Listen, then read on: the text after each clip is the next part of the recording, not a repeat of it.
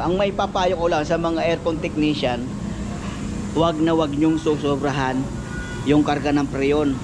Kahit medyo konting kulang, basta malamig, okay na yon. Mas maganda yung medyo kulang kaysa sa sumobra. Yan. Ito nga nangyayari pagka sumusobra yung karga ng preyon, no? Ayan.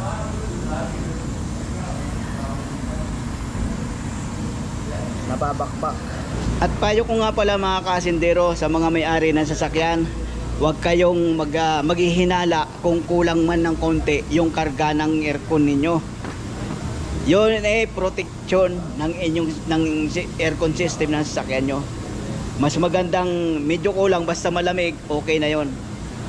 Yung iba kasi medyo kulang yung karga, nag-iisip na nanggugulang yung technician. Hindi po, ano yon. Mas okay pang medyo kulang basta malamig na yung aircon kaysa man naman masubrahan at masisira yung system ng aircon ninyo.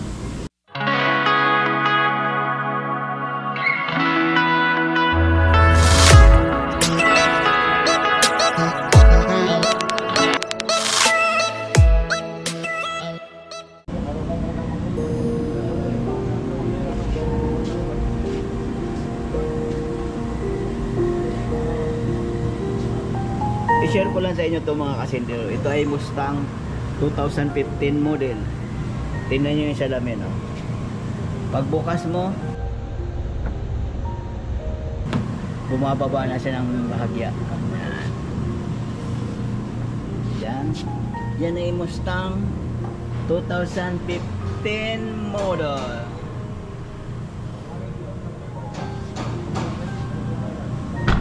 At ito nga ay, tingnan mo kasindero. Pag sinara mo yung bintana, tingnan mo, hindi siya dapat doon sa taas. Pag sinara mo yung bintana, oh, hindi, ganun talaga yung mga two doors o mga mga sasakyan na At ito na nga mga kasindero,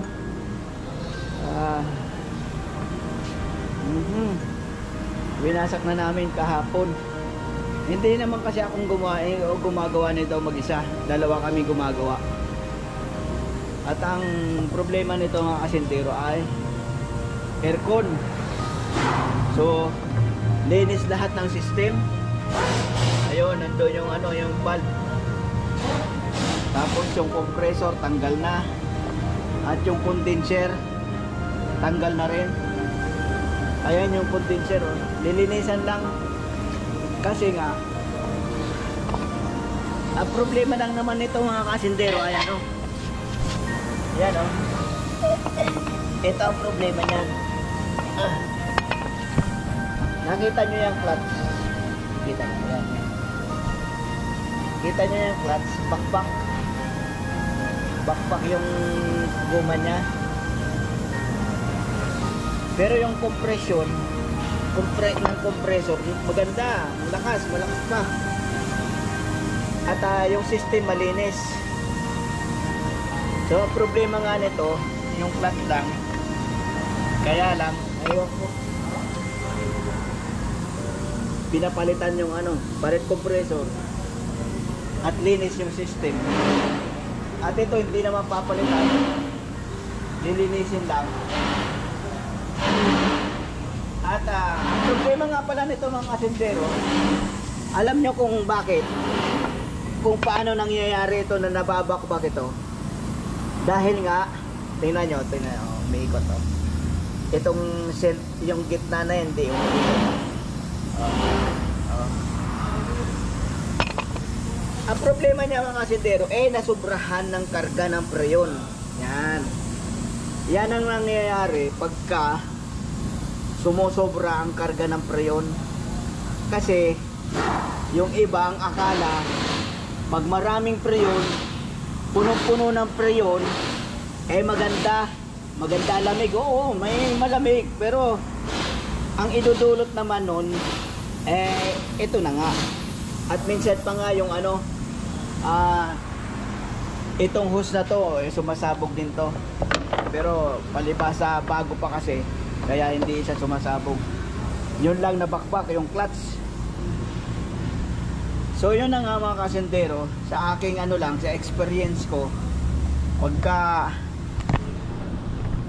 kinargahan mo ng sobra-sobra ng preyon ang iyong sasakyan o kahit kahit aling aircon, basta sobra-sobra yung karga mo ng preyon, talagang mangyayari yan, masisira. Meron naman compressor na yung clutch na ay bakal, wala siyang rubber. Ang nangyayari naman noon, teka, maghanap tayo ng compressor na bakal yung ano niya, yung bakal. Oh, tingnan nyo ito rin, oh, bakbak din. So, pero yung loob ayos. Oh.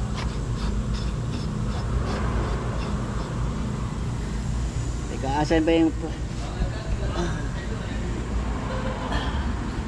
ayun, ito, ayan, oh, yung compressor na yan. Ay hindi, may rubber din siya. Merong compressor na bakal yung nandito, kagaya ng mga 6 seal na compressor. Yung 6 seal na compressor, bakal yung kanyang ano ng clutch. Ang nangyayari naman doon nasusunog. Oh, nasusunog yung ano niya ng clutch. Talaga makita mong nagbaga. Wala na akong makitang compressor na ano ganon. At so yun nga mga kasendero, ang may share ko lang sa inyo, ang may papayo ko lang sa mga aircon technician, wag nyong susobrahan yung karga ng preyon. Kahit medyo konting kulang, basta malamig, okay na yon. Mas maganda yung medyo kulang kaysa sa sumobra. Yan. Ito nga nangyayari pagka sumusobra yung karga ng preyon, no? Ayan.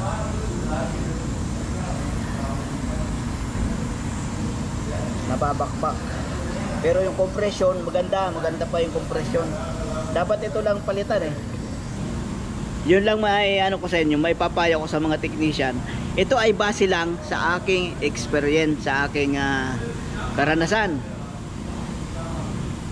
Kaya yung mga baguhan pa lang sa aircon, pinapayo ko sa inyo, di bali kulang ng kaunti, wag lang sumubra. Yun, ito nga mga kasendero, hindi ko na binibidyohan yung paggagawa namin ito kasi nga kahapon nakabantay yung may-ari, hindi naman natapos kaya iniwanan niya, kaya ngayon na video ko. So bali nalinisan na yan, ang kulang na lang yan ito na lang lilinisan ko yan. Hindi naman ako makakapag-video habang naglilinis kasi nga yung chemical, itong carbon tetra, yung moist, delikadong umano dito sa lens ng camera natin, matapang yun. Yung carbon tetra pag na talsik mo rito, nagkakaroon ng crack na maliliit, ganyan. Ganun katapang yung carbon tetra. Kaya di ako magbibideo na habang naglilinis nito dahil ayaw kong masira ang aking GoPro. So ito na lang kulang, lilinisan tapos ikakabit na yung mga pyesa. Yung mga pyesa niya nandito sa loob ayun, nandun sa loob.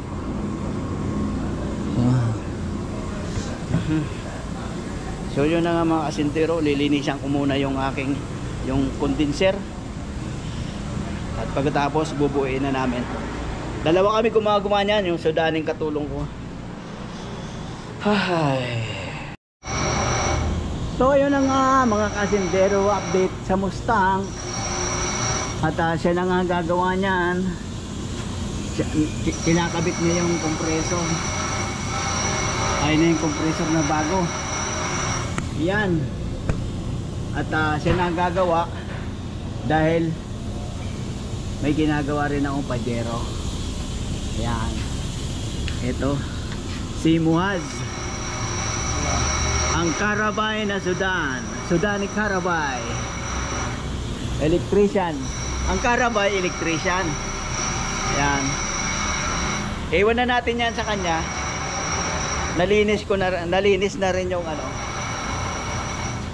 condenser, iiwan ko na yun doon. Tas kasi nga tawag dito, may ginagawa naman ako, Pajero, 2 doors na Pajero, ayan.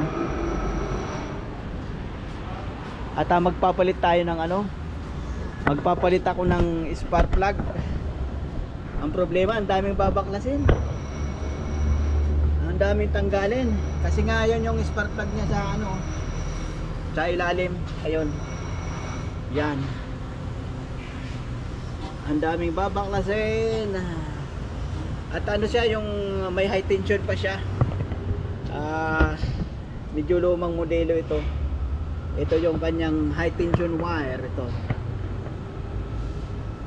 naka-coil na rin ang gamit niya, pero may high tension siya, high tension wire.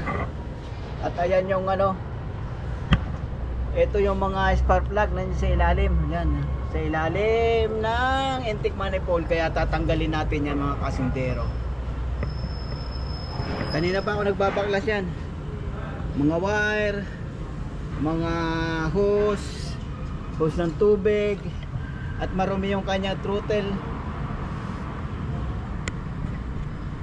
Hindi natin alam kung papalinisan niya.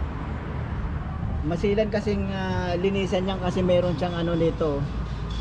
Yan o, yung pinaka ano niya, may tawag dyan, munadim hawa.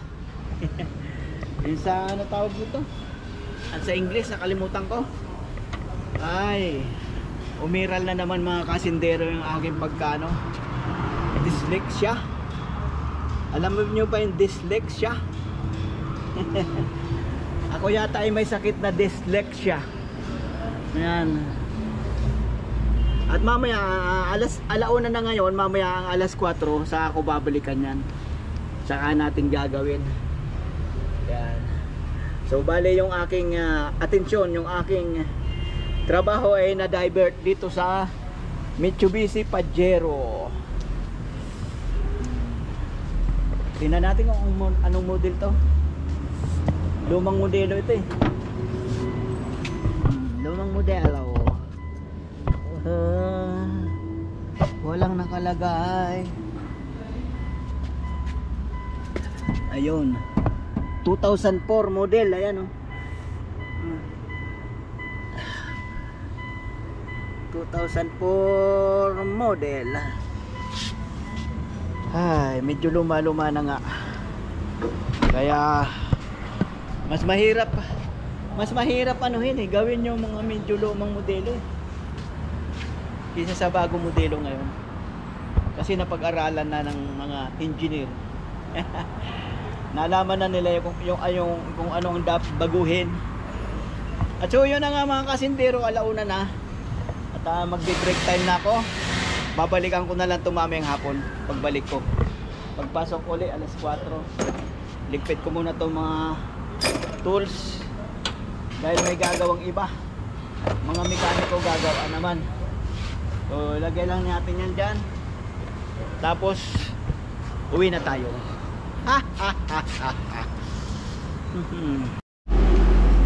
Yun na nga, mga kasindero, update na natin yung Mustang. Ito na, maandar na.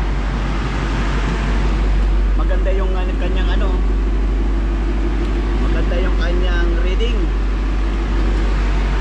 At malamig. Ang ingay ng makina, wong wong wong wong wong wong wong wong. At siya na ang nagtapos ito, dahil nga ano, tinapos na yan. Dahil nga ano, ayun yung Pajero na ginagawa ko, nakataas. والله بلد والله بلد لا شوفي لي هذا ليش ما يشتغل هذا السيارة؟ Ay siyara. هذا ليش لا؟ ممكن بنزين ما في؟ لا في بنزين. Kali شوف. كهرباء بخاخ ما يجي. كهرباء؟ من بخاخ. Oh. Asas kram, شوف asas kram tahan min ma rakab. Asas kram wala asas timing.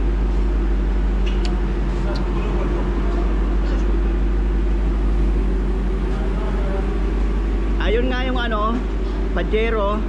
Tapos may Nakataas kasi, nasa taas ginagawa nung ano, pagdating ko ng alas 4, ginagawa nung mga mekaniko yung ano, yung mga engine support, pati yung ano, gear support.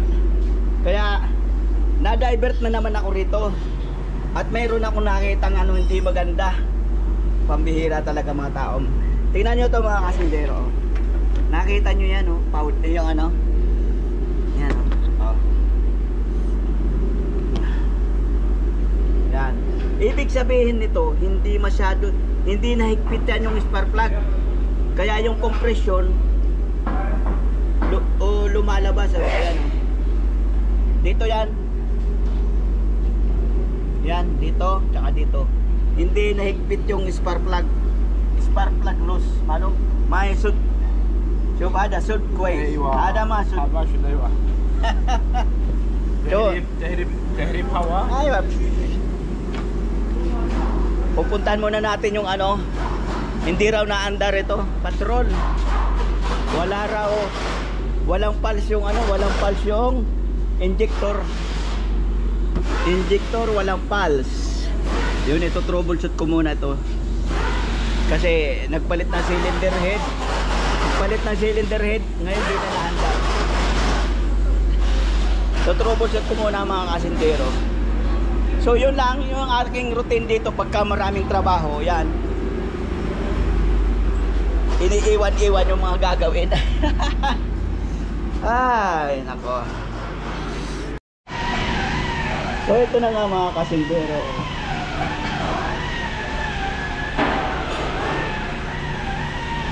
Nakikita nyo yan, oh, ito. Itong part na to medyo may kintab dahil ito yung nakapasok sa thread. Yung hindi nakapasok sa thread, ayun, oh. Ayan. Ganun din yung isa, oh. Ito hindi rin siya mahigpit pero nakasagad yung lagay ng ano, thread.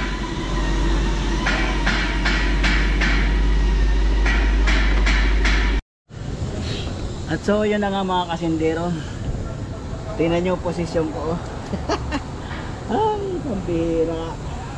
Oh. Yan ang aking posisyon din sa ibabaw. Dahil naggagawa sila ng ano sa ilalim. Ayan, oh. Nasa taas ako. Mataas na ang posisyon ko mga kasindero. At ito nga pala yung ano, ito yung intake manifold. Di ko na kinalas-kalas yung mga ano, high tension. Yan, yung mga high tension wire, di ko na kinalas-kalas dito sa coil. Yan. Para ano, hindi na magulo yung firing order. Hay. Ito na lang. Napalitan ko na tong spark plug dito. Ito na lang kulang. Ang daming tornilyo. Ang daming hose na nakakabit. Pambihira. Oh, tingnan nyo ang posisyon ko. Oh. Oh. Ano na, nangangalay na tong ano ko. Itong isok binte. Kaya lang, kailangan kong tapusin bago ko umalis dito sa pwesto dahil ano, dahil yung mga hose nga. Saka ano, delikado nito mga kasindero, yung ano, itong intake manifold gasket ito, kailangan wag siyang mabakbak. Pag siya nabakbak, pagbalik mo nitong intake manifold, hindi na siya magtatapat dito sa butas. Yan yung butas na yan. Yan. Ayan. May mga butas yan para sa tornilyuhan. Pag yan na nabakbak yung ano, yung gasket, yun ang mahirap. Ang hirap ikabit nan. At pag yan ay nabaluktot, naku po, sisingaw na ang magkakaroon na ng leak, magbabypass na yung hangin. Hindi na aandar ng mapino. Ay.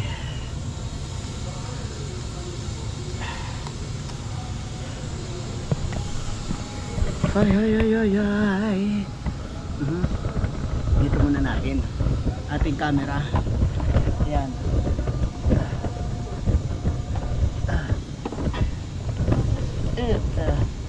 Yan. Hindi rin naman yata nakikita ang ano, madilim din. Hindi nyo makita.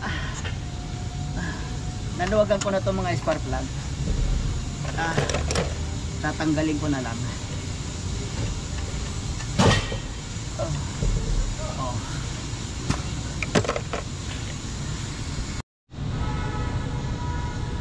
So nalagay ko na nga mga asindero yung ano, spark plug, tsaka yung high tension wire.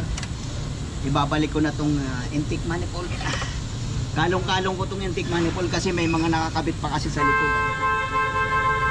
May mga nakakabit dito sa likod, di ko na tinanggal. Itong mga to, di ko na tinanggal. Yan. Oh. Kailangan tingnan maigi. Baka may naipit. Asan na ba yun? Ayun.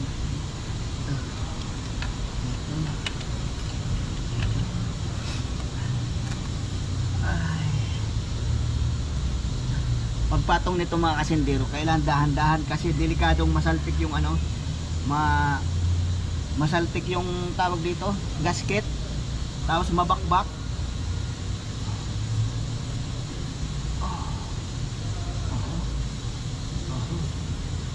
Yun. Ay nako. Oh.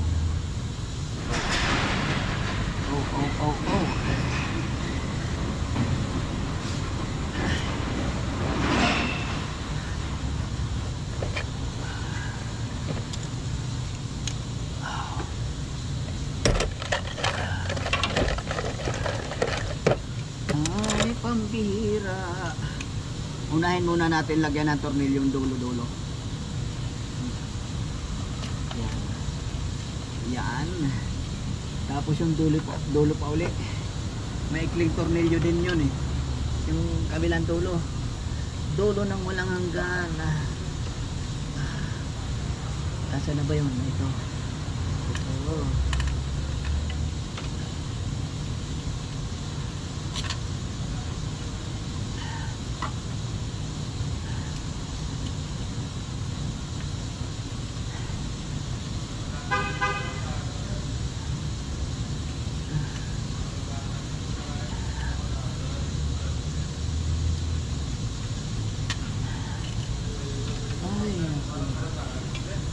Ay nako.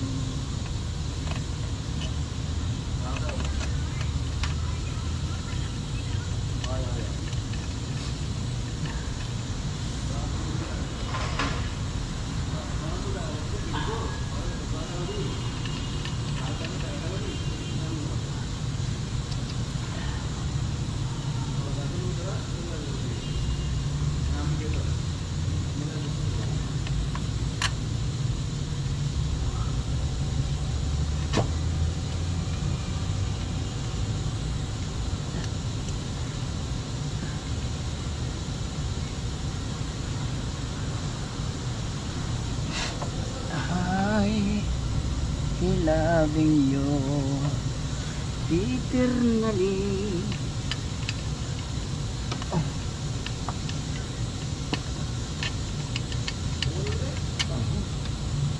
Ay, yun na, pumasok na. Nailagay na natin yung tornilyo dulo-dulo. Ay, yan.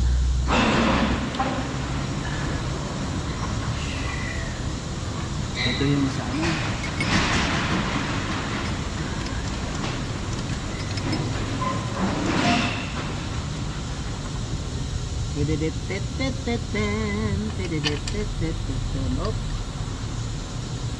Malaba to ah.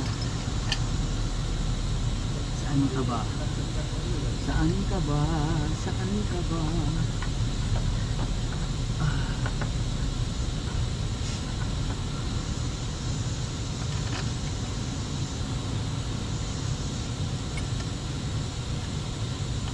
Ito nga eh. Pero ang haba ah. Sobra ang haba. Ayun, doon. At pagkatapos ito, mahaba pa rin.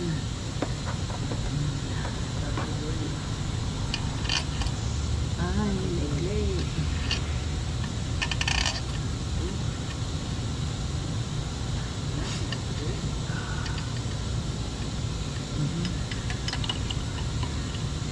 Pagkatapos, ayun. Isa, dalawa, tatlo, apat, 5, 6, 7, 8. Yan, tama na. Tama na ang turn ninyo.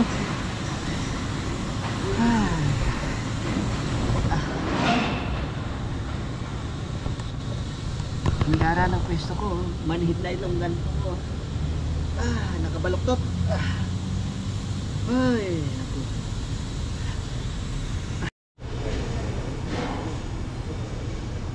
So ayan na nga mga kasindero. Tapos na. Nakabit ko ng lahat. Ito lang ang hindi. So yun na nga mga kasindero, tapos na ang ating Pajero. Sakit sa katawan pagka nakaupo ka doon sa ibabaw. Mainit pa naman. Ang init sa puwet, ang init sa ita. Ganto talaga rito pagka maraming trabaho mga kasindero. Hindi ka mapipirmi sa isang sasakyan. Kaya hindi ko, ang vlog natin ay ang vlog natin ay random ang ating vlog. Ayan mga kasindero, punong-puno kami wala pang sweldo yan. Pag dating na ng sweldo yan, mas lalo na.